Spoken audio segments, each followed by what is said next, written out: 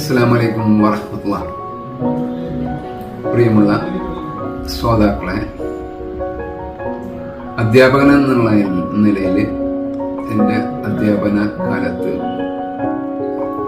എൻ്റെ മനസ്സിലേക്ക് കടന്നു വരാറുള്ളത് എന്നെ പഠിപ്പിച്ച ഓരോ അധ്യാപകരെയുമാണ്.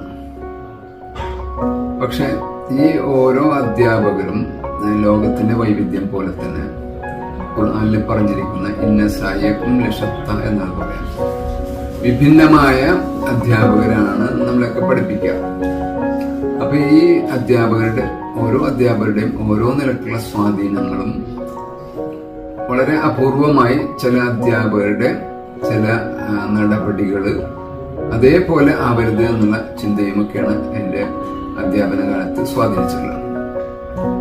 അപ്പോ എങ്ങനെ ഒരു അധ്യാപകൻ ആകണം എന്നതിനേക്കാളും എങ്ങനത്തെ ഒരു അധ്യാപകൻ ആവരുത് എന്നതാണ് എന്നെ പലപ്പോഴും ചിന്തിപ്പിച്ചിട്ടുള്ളത്.